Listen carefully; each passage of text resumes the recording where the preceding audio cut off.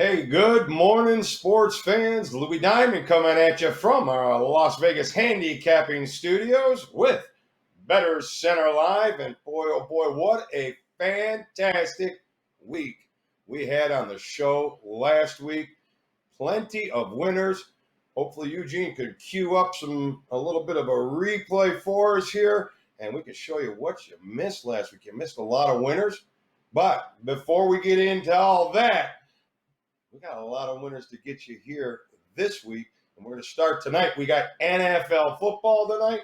We got some college football tonight. I'm joined by two fantastic handicappers who've been tearing it up all over the internet, Mr. Ross Benjamin and Mr. Chip Chirimbus. How are you today? Ross, how you doing? What about Tony Gullich? Yeah, you left out Tony. Tony, I'm sorry about that. It's his anniversary.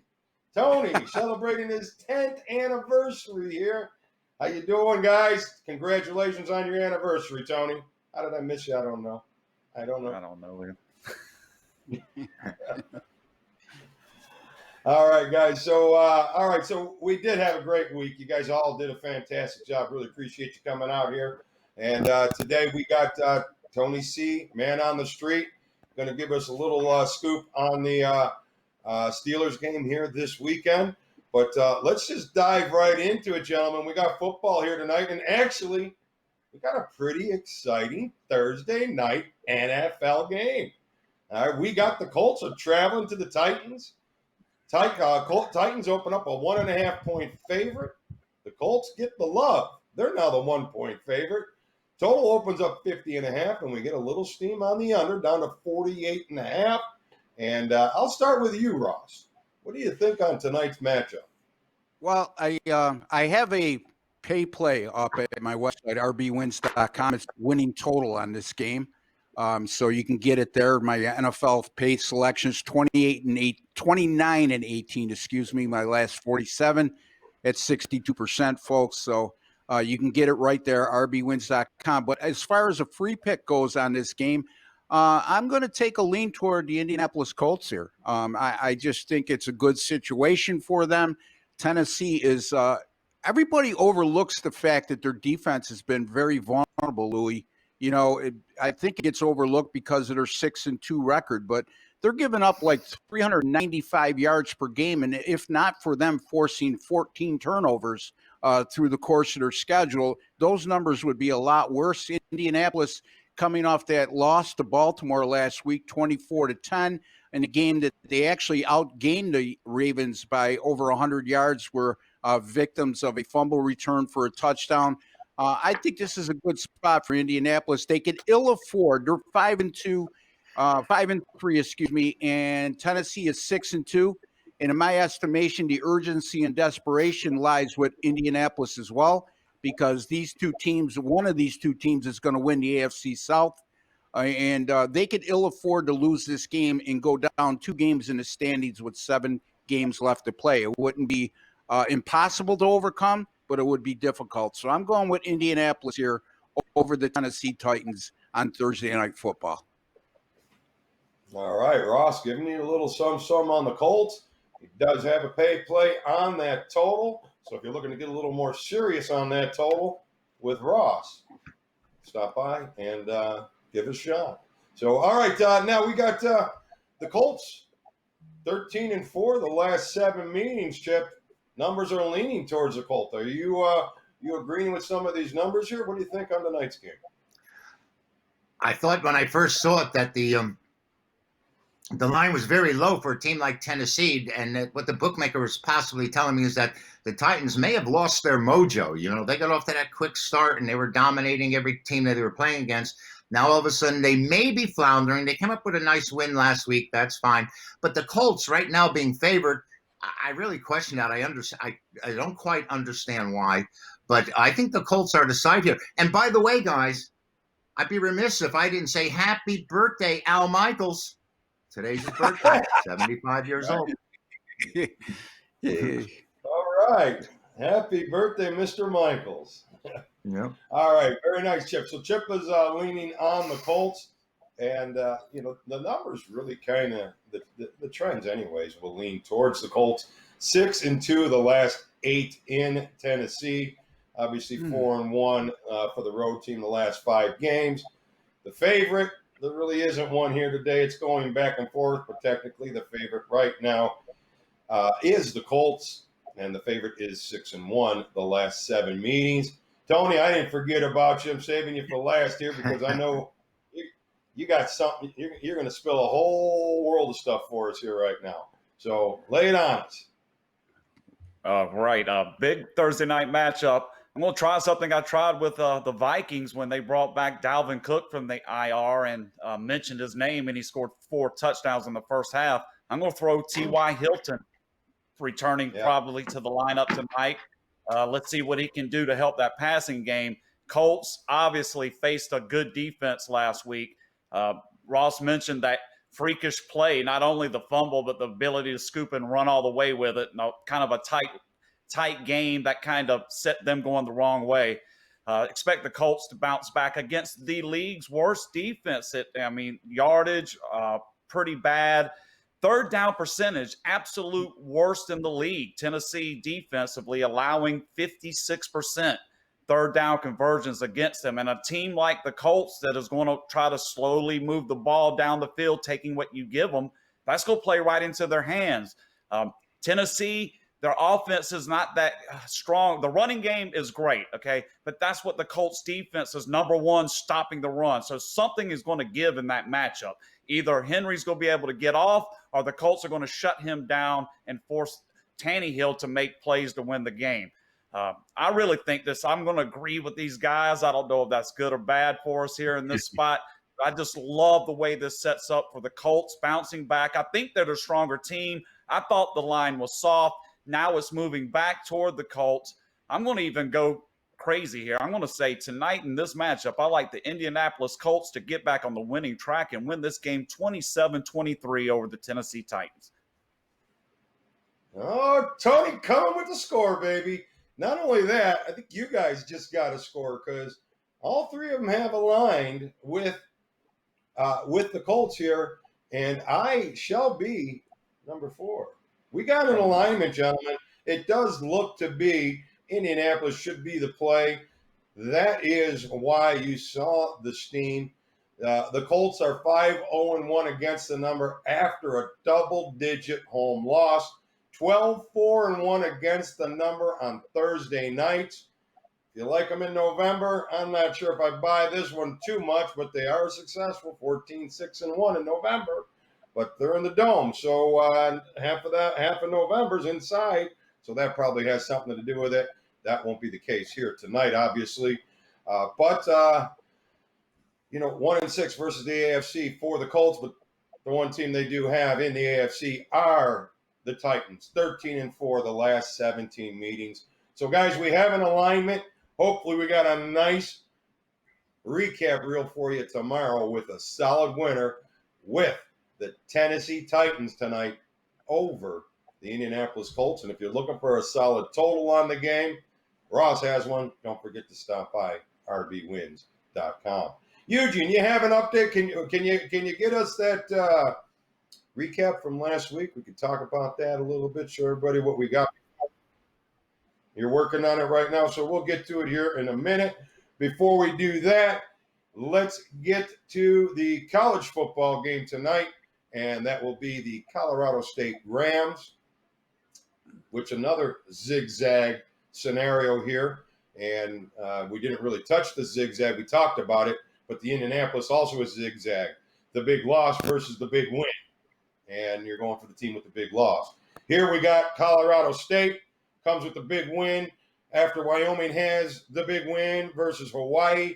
So is this a zigzag? Because Boise State gets absolutely crushed last week. Now they're at home and they get a chance to make up for it. So let's start with you, Ross. What do you got with the college football game tonight? Boise, a 14-point favorite. Go ahead.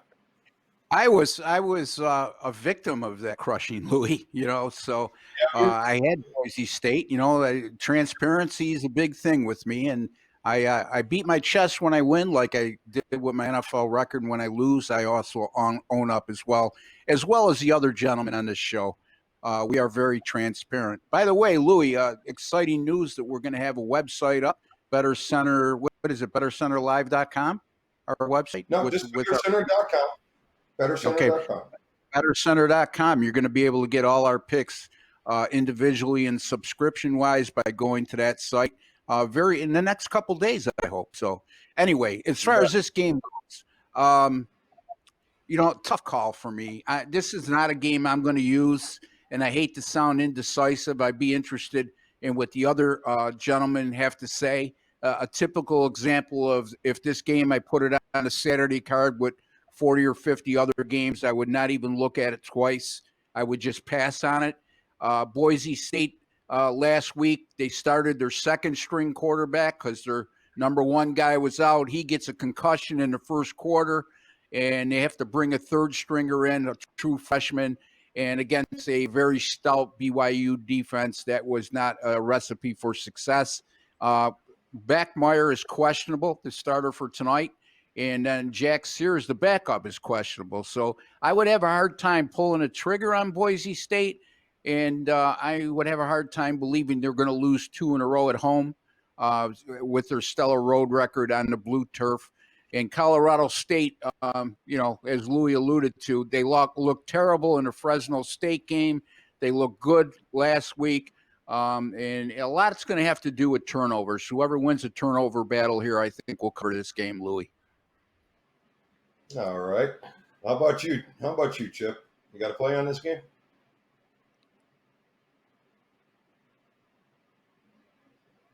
Against them last week, like Ross, I got suckered into the Boise side, and the quarterback dilemma really did hurt us. And not to make excuses in a game where you give up 51 points, they might not have been able to stop BYU anyway. But Boise's 14-point favorites over this team. Colorado State had played them tough last year, the final game of the season, and Mike Bobo's leading the charge for the Rams. I can see Colorado State staying close in this game because of Boise's difficulties on offense with quarterbacking. They may be going with a Truman here. And the other thing that bothers me about this game is the Rams really aren't all that good. I mean, they may have won a game here, but they were outplayed and pushed around a little bit, took advantage of some early turnovers. In spite of that, I have a small play on Colorado State. I just think that maybe Boise will lick their wounds, but they don't have to win by 3 touchdowns, and they are 14.5-point favorites here. I think that was the number, in around there. But I have a lean on Colorado State, nothing all that powerful. I think that the pro game's a better side tonight. Well, then it looks like we're going to have to defer over to the zigzag master, Mr. Tony Gullidge. The line really is 14. There is a little 14.5, but mostly 14. And a total 61.5 probably is a solid number. So, Mr. Anniversary Man, what's your anniversary present for everybody here today in this matchup? I know you got something. Yeah, that was about as thorough as beating as I've witnessed last week, Boise State from BYU. That was simply manhandled. We can talk about the quarterbacks and stuff. I get it. That really hurt their chances. Trust me, I know. But they got beat up, man, really bad. They couldn't run the ball. Something that you always expect Boise to do, run the ball. They simply couldn't run it. And when you got the third string in there and you have no running game, you know what's going to happen. They got it 51-17. When I was trying to remember the last time they had been an underdog at home like that, it was like boggling my mind that they were in that position. And BYU kicked their ass. Colorado State, I think Chip mentioned it. I think their first touchdown was an interception return. So their defense got them going. And for the most of the game, though, Wyoming was kind of holding their own. You really didn't see a distinct difference. I'm going to float the other way from Chip here. I'm going to say BYU just brings it tonight. I don't think Colorado State's that good. I expect Boise's defense to set the tone in this game, grind Colorado State down. Somehow, some way, they'll score enough. I'm going to lean to not a big play. I really like the NFL game a lot more than this one, but I'm going to lean with Boise to come back off probably the worst home defeat they've taken in the last 25 years, is my guess. Okay, so we got a little lean on Boise. I'm a little more solid on this game, guys. I really think I have something to offer here for you. Boise showed that their offense is struggling. There will or has a good chance to struggle again here tonight. A lot of under stuff going here. 11 out of the last 13 conference games for Colorado State have gone under. 5 out of the last 6 overall. 4 out of 5 on the road. 5 out of 7 as an underdog. 10-1 versus a team with a winning record. So Colorado State gives you a lot of under leans. Boise, 4 straight unders on Thursday nights. 8 out of 11 to the under as a home favorite. 25-11 to the under at home overall. So I see a lot of I see these trends actually speaking to me today. I think this play has all the makings of an under.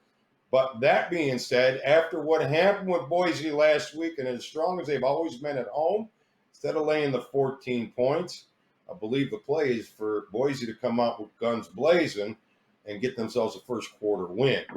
So you can probably get Boise somewhere in the neighborhood of 3.5 in the first quarter. So if you can get a 3, I doubt it. That'd be great. But 3.5 for 4, and you'll kick it in the first quarter. But the big ticket to me is the under in this game here tonight. Hopefully we'll be able to cash that, and we'll add that into next week's highlight reel. But let's take a look at what we did last week, gentlemen. We had a great week. Let's show the viewers, Eugene.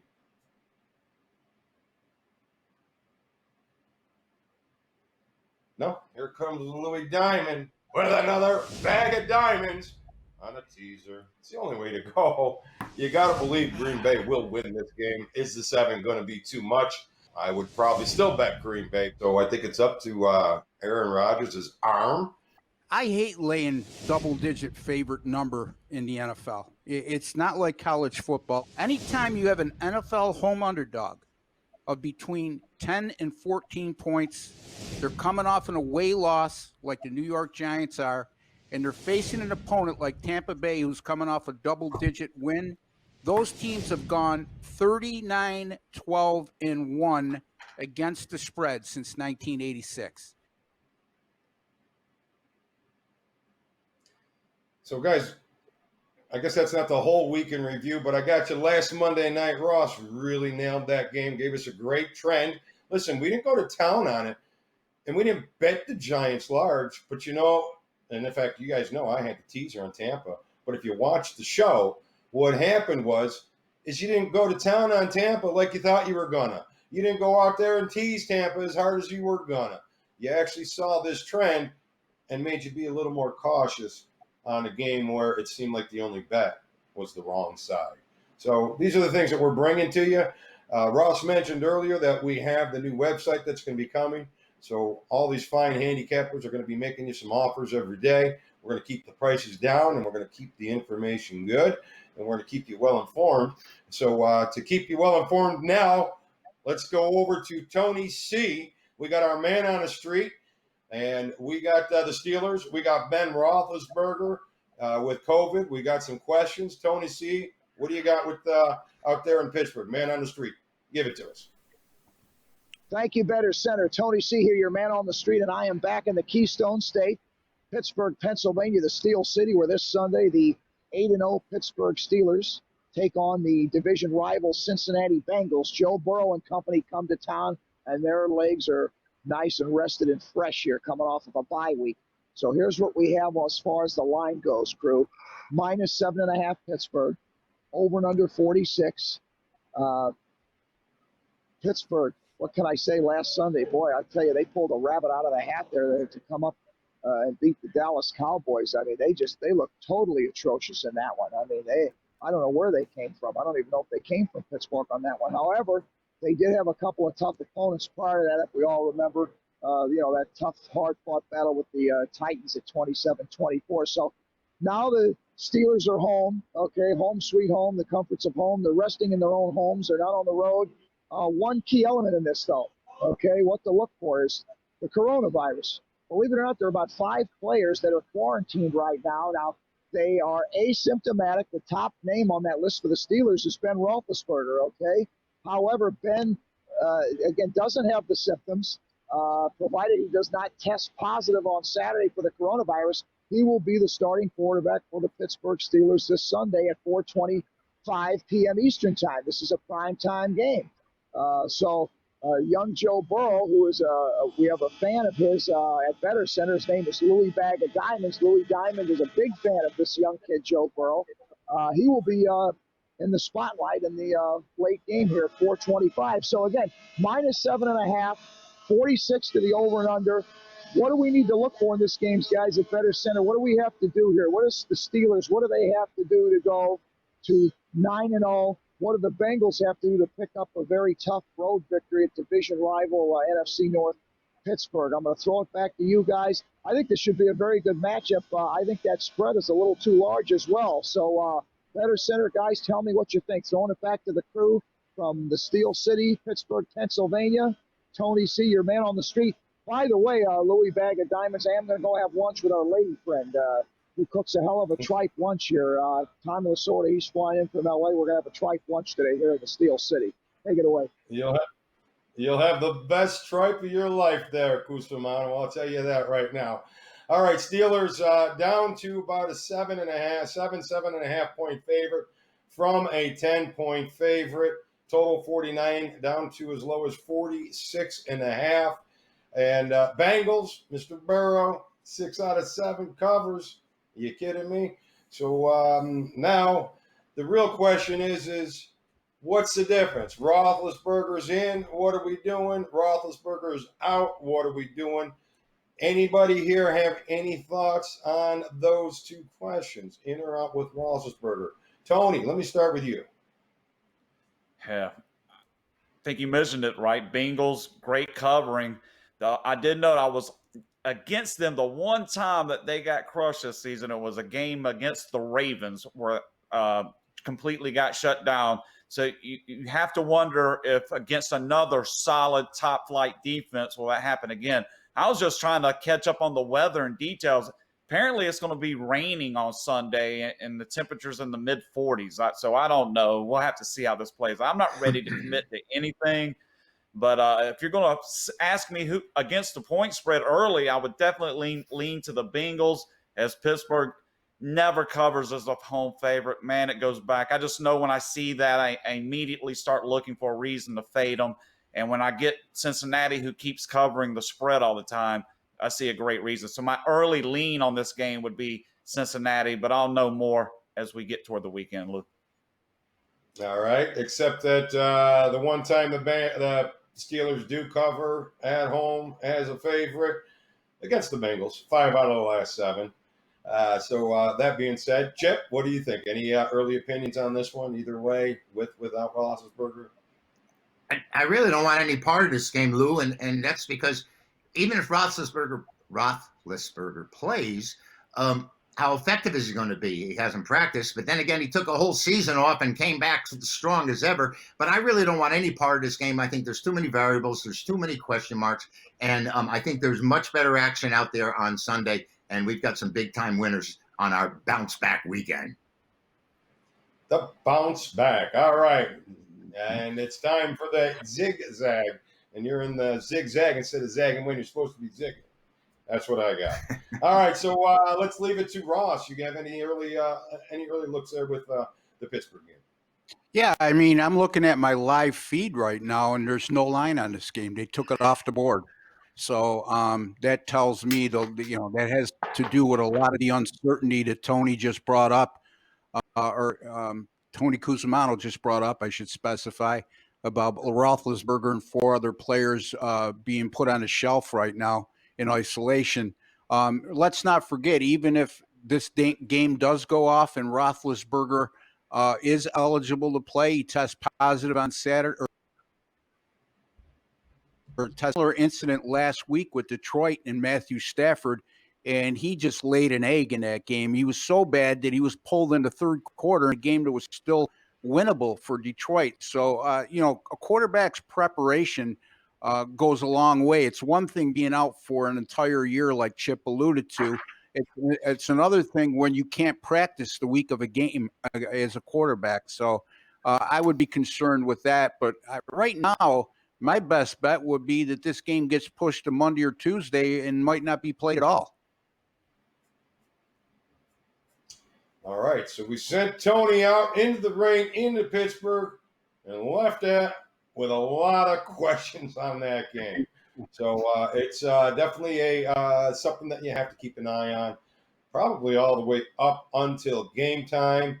So, but Pittsburgh, without a doubt, really does have Cincinnati's number. Is Joe Burrow going to start taking that number away from them? Big question. And obviously, I'll be rooting for Mr. Burrow in that game as well. All right, gentlemen. So that leaves us with a little bit of a prep for tomorrow's show. Paul Bovey will be joining us tomorrow, and we're going to have plenty of weekend football action. And I assume that these three fine gentlemen will be with us, as well as Mr. Brad Stein. So we're going to have a fully loaded football show for you tomorrow, 9 a.m. Pacific Standard Time. Hopefully, we'll have a shopping cart loaded for you for a weekend full of winners. And before I let you guys go, has anybody got a most interesting play here today? I'll start with Tony. You have anything here today you want to offer? Hey, most interesting and hopefully the most profitable. I'm just going to bet on the Colts and see if they can get the job done for me tonight. All right. So, yes, we did all align with the Colts. Does anybody have anything different than the Colts, Chip? Well, we're worrying about two people sitting on the same side of a canoe. Now we have four people on the same side, and I don't know how this is going to work, but I have the Colts, and I hope we all win. That's the only place I'm going on this Thursday. All right. Ross? Yeah, I'm going to say status quo, Louis. I'm going with the Colts as my most interesting play and reminding all the viewers and listeners that I do have the winning total up at my site. And in the future, you're going to be able to get my picks at bettercenter.com. So I look forward to that as well as the viewers and listeners should taking advantage of the great handicappers on this site. Awesome. And that future should be here tomorrow, as always. So that being said, we will be back again here tomorrow. Let's go, Colts, guys. Let's cash the ticket. So far, when we've aligned, it's cash the ticket. So it looks like the Colts are going to cash here for us tonight. Let's hope so. Fingers crossed. See you tomorrow morning, 9 a.m., Better Center Live. Thanks for joining us, everyone.